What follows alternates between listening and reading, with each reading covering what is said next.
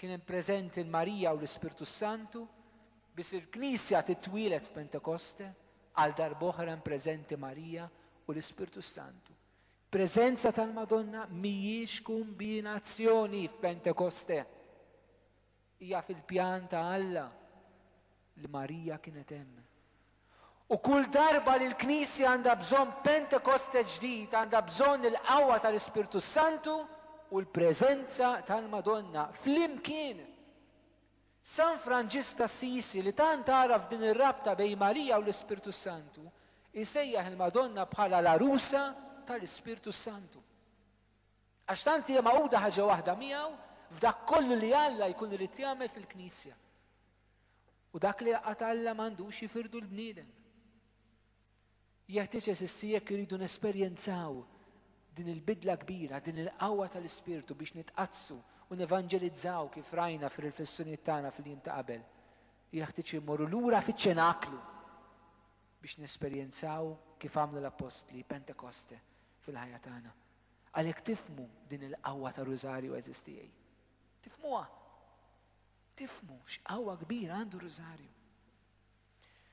U l-aħħar ħaġa li Ġwanni Pawlu t-tieni jgħid dwar ir-Rużarju fit-tifsira tiegħu jgħid ma' Marija aħna nħabbru lil Kristu. Isimgħu x'jikteb.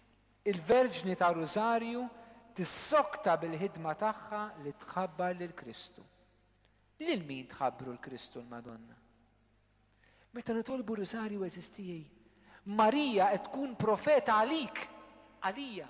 Għax qed tħabbar lill-Kristu lili, qed tħabbar il-Kristu lilek.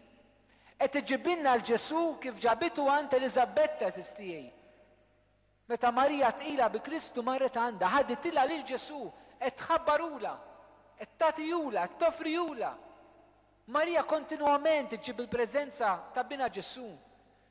Marija li toffri lil Ġesu fit-tempju tippreżentah, Marija li toffri l-Ġesu lir-rajja meta jmorru jadoraw il-Ġesu. Jisibu lila u jisibu l-bina Ġesu. U Marija jidinna saluqa tat l-ewwel iben tagħha lid-dinja. Ma jgħidx wilditu, tatu. Għax Marija tatna letteralment il-Ġesu. Qed tippreżenta unna għamlu dak li jgħidilkom hu kontinwament eżistijej. Marija tħabbar lil Ġesu lilna l-ewwel qabel kollox. Lilna bħala Knisja eżistijej. Jiġu momenti fejn hemm bżonn li bħala Knisja niftakru. Bħala Knisja niftakru x'qalet il-Madonna fit-tiġ ta' Kana. Għamlu li jgħidilkom hu u mhux affarijiet oħrajn. Għandna bżonn nisimgħu dan il-leħen ta' omna li tgħidilna għamlu dak li jgħidilkom hu u mhux noħolmu b'affarijiet oħrajn li Ġesu ma talabniex li nagħmlu bħala Knisja. U allura eżistijej. Jeħtieġ minn qalbna li meta nitolbu t-talba ta' Rużarju nifhmu li Marija lilna qed tħabbrilna mill-ġdid il-Kristu biex naċċettawh biex ikun is-Sid u s-Salvatur fil-ħajja tagħna. Ġwanni Pawlu t-tieni jgħidilna mbagħad aħna hija Marija l-ewwel tħabbru lilna, però sa aħna mal-Madonna jridu nħabbru lil Ġesu lid-dinja. Isimgħu x'jikteb. Illum qegħdin inħabtu wiċċna ma' sfidi ġodda. Il-għala m'għandniex nerġgħu nieħdu f'idejna r-Rużarju bl-istess sfidi ta' dawk li ġew qabilna. Ir-Rużarju għatandu l-qawwa kollha tiegħu u jkompli jkun għajn pastorali ta' siwi kbir għal kull xandar tajjeb tal-Evanġelu. Jekk inti trid ixxandar il-Vanġelu f'ċirkusstanzi tas-sewwieqsa, itlob ir-Rużarju Marija tkun miegħek waqt li inti tevanġelizza. Taqtax qalbek. Dillhom se tkun miegħek biex twassal il-bina Ġesu. Mela dak li riflettejna jumejn ilu li jeħtieġ inkunu evanġelizzaturi ġodda, il-bieraħ rajna li ma nistgħux nagħmluh mingħajr il-Knisja u llum qed naraw li ma nistgħux nagħmluh mingħajr Marija fil-ħajja tagħna. Qegħdin tifhmu kif il-preżenza ta' Marija ħbib tiegħi tmur lilin milli nitolbu l-Madonna biex taqlalna grazzja, milli nitolbu l-Madonna biex infiqu minn hekk jew infiqu minn dik il-ħaġa. Kollha tajbin dawn minn xnejt kontrihom. Però din tifmu kif ir-relazzjoni tal mal-Madonna tmur lil minn dan kollu. Ħafna drabi waqgħajniha biss fuq dan il-livell. Realtà aktar profonda li tinħallu l-Ispirtu Santu jdaħħalna f'dan il-misteru tal-preżenza ta' Marija fil-ħajja tagħna bħala Knisja, bħala poplu ta' Alla, bħala poplu Nisrani. U allura eżistijej irridu nagħmluha din il-qabża ħbieb, bħal f'din il-mixja tagħna ta' konverżjoni nifmu l-qaddisin tal-Knisja għaliex Marija kienet tant qrib tagħhom u kienet taħdem magħhom. Kien Marija taħdem litteralment magħna biex jisalvaw l-erbieħ, biex niġbdu tant nies lejn Ġesu. Fil-veru sens tal-kelma, Marija taħdem magħna. U Marija qatt ma ħadd tifridna mill-Knisja.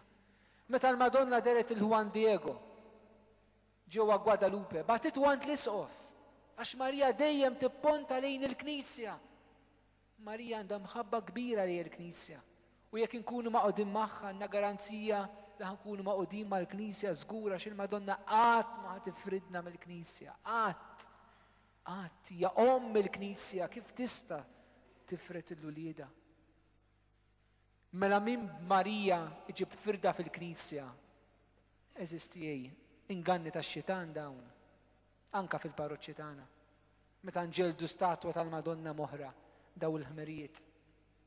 Inganni tax-xitan mhumiex bispiki. Mhumiex bispiki. Mhumiex biss tradizzjoni antika ġejja minn fejn ġejja dal-piki. Hemm l-ingan ta' Satana warahom. U jew niftħu għajnejna fil-verità li jrid jeqret u joskura ir-rwol veru ta' Marija. Iftħu għajnejkom, araw x'jipprova jagħmel u mhux inġibu ħafna skużi oħrajn. Għax jekk ma nafmux il-bremba fejna, maħnissa nneħħuha. Mhux bit-trattati jitranġaw l-affarijiet biss. Ridu narfu li hemm l-għadu li jaħdem kontra u fejn tmiss il-Madonna x-xitan jitfaċċja għax ma jaħmilix jipprova jkisser il-ħidma tagħha anke fil-Knisja. Iva. Eżistijej, din il-qawwa ta' Rużarju, il-mod kif aħna niskopruha tgħaddi minn proċess fil-ħajja tagħna. Għaliex it-talba ta' Rużarju għandha struttura illi forsi uħud illum isibuha daqsxejn antipatika. Għaliex? Illum nagħtu ħafna importanza it-talb spontanju, li huwa tajjeb.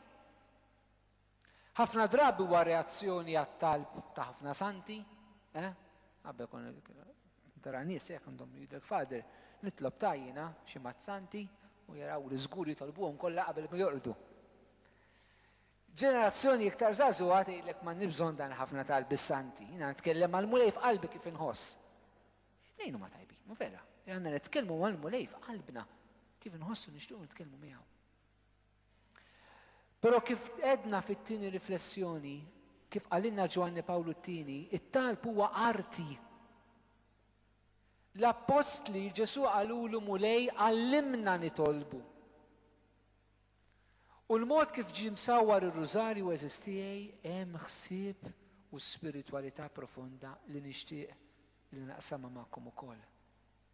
L-ewwel ħaġa, Ġwanni Pawlu t-tieni qed jenfasizza ħafna sabiex it-talba ta' Rużarju tkun talba meditata, talba biblika. Jiġifieri fil-bidu ta' kull posta aħna naqraw silta mill-Vanġelu.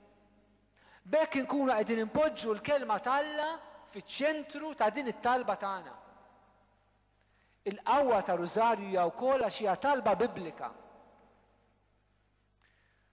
U eżistijej, jekk aħna npoġġu l-kelma ta' Alla iva fit-talba ta' Rużarju, allura nibdew nifhmu x'jiġifieri Marija kienet iżżomm il-kelma ta' Alla fil-qalb tagħha. U l-Madonna tgħinna biex inkunu aktar midħla tal-Vanġelu. Meta nitolbu Rużarju aħna snaqbadna l-Vanġelu u nqalbu l-faċċati. Inqalbuh fil-veru sens tal-kelma. Araw, ir-Rużarju ma jbedniex il-bot mill-kelma ta' Alla, ma jdaħħalna fil-qalba tal-kelma ta' Alla. Elementi oħra importanti jeżisti fit-talba ta' Rużarju. Wara li aħna nxandru dik il-posta ta' Rużarju, irridu naraw aħna kif nistgħu nsibu lil nfusna